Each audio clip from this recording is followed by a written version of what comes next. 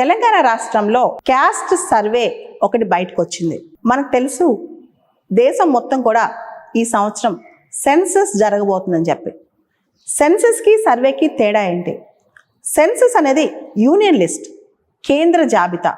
మన entry number union లిస్ట్లో entry number 69లో census ఉంటుందన్నమాట.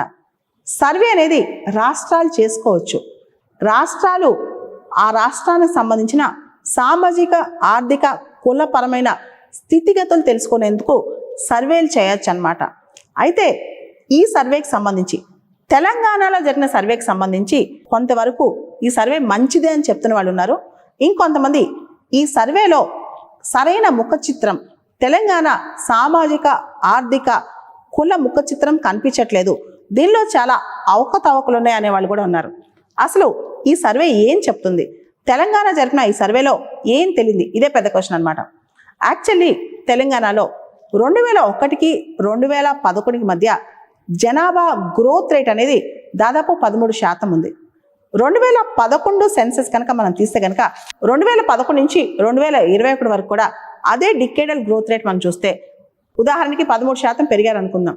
అంటే దాదాపు తెలంగాణ జనాభా అనేది ఇప్పుడున్న దాదాపు 15 సంవత్సరాలు అయింది కాబట్టి 15 సంవత్సరాల్లో దాదాపు 4 కోట్లు దాటి ఉండాలి. కానీ ఈ సర్వేలో 3,50,00,000 మంది వరకే డీటెయిల్స్ ఉన్నాయన్నమాట. అంటే దాదాపు 40-50 లక్షల మంది డీటెయిల్స్ ఈ సర్వేలో రాలా.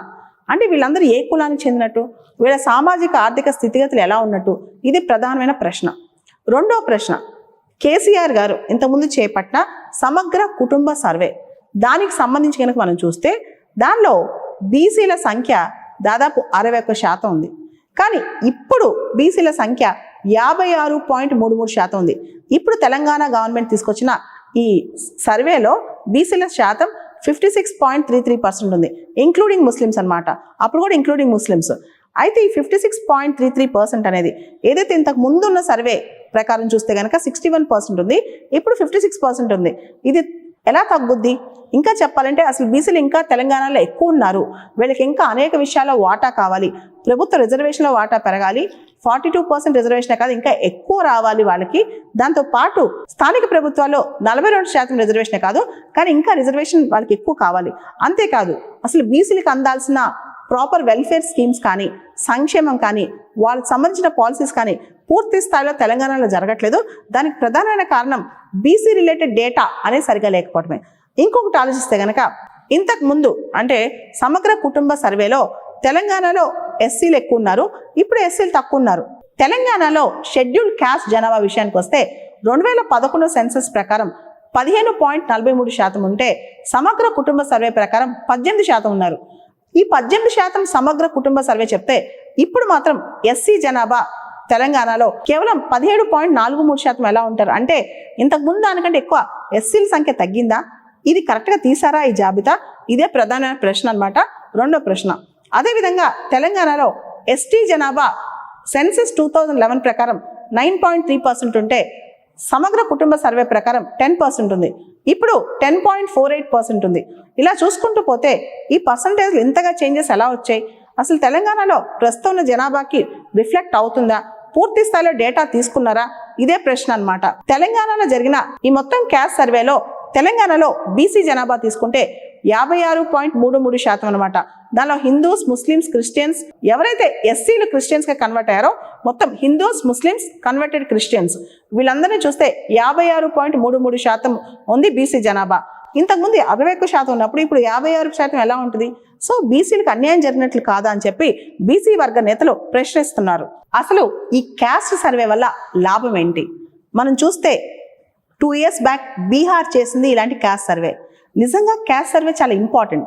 దానికి ప్రధానమైన కారణం సామాజికంగా, ఆర్థికంగా, మతపరంగా, అంతేకాదు ఆరోగ్యపరంగా ఏ పాలసీ మేకింగ్ చేయాలన్నా, ఎటువంటి రిజర్వేషన్స్ ఇవ్వాలన్నా, లేదా ఎవరిని ఎలా టార్గెటెడ్గా వాళ్ళని డెవలప్ చేయాలన్నా సరే దానికి ఖచ్చితంగా ఒక సర్వే మన దగ్గర ఉండాలి. బీహార్ తర్వాత తెలంగాణ రాష్ట్రం ఇంత అద్భుతమైన సర్వే చేపట్టింది అంటే మంచి పాలసీ మేకింగ్కి ఈ సర్వే అవసరం. అయితే బీసీల శాతం ఇంత గణనీయంగా ఎలా తగ్గింది?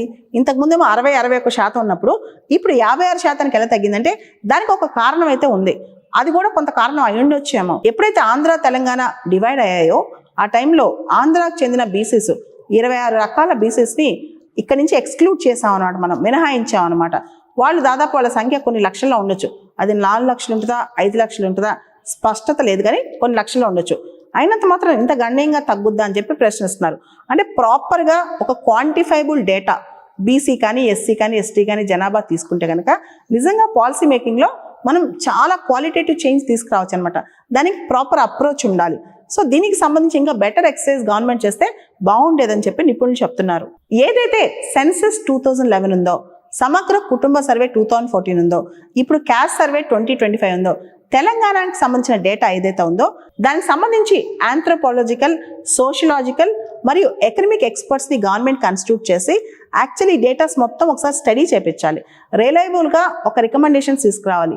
అంతేకాదు సెన్సస్ 2025 అంటే కమింగ్ డేస్లో సెన్సస్ కూడా రాబోతుంది.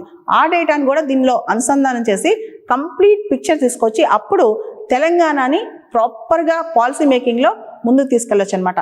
ఈ దిశగా ప్రభుత్వాలు కృషి చేయాలి. అదేవిధంగా బీసీలకు సంబంధించి ఏదైతే వెల్ఫేర్ పథకాలు ఉన్నాయో, వాళ్ళకి సంబంధించి స్పెసిఫిక్గా ఒక్కొక్క కమ్యూనిటీకి సంబంధించిన పథకాలు ఉన్నాయో వాటన్నిటినీ ప్రాపర్గా ఛానలైజ్ చేసి నిజంగా అందేలా చూడాలి. సమాజంలో కేవలం ఎస్సీ ఎస్టీ వర్గాలే కాదు, బీసీ వర్గాల్లో కూడా కొన్ని వర్గాలు అణగారు ఉన్నాయన్నమాట. వాళ్ళకి సంబంధించి ఒక టార్గెటెడ్ అప్రోచ్ చేస్తే వాళ్ళు కూడా మెయిన్ స్ట్రీమ్లో కలిసిపోయే అవకాశం ఉంది, జనజీవన స్రవంతిలోకి వచ్చే అవకాశం ఉంది.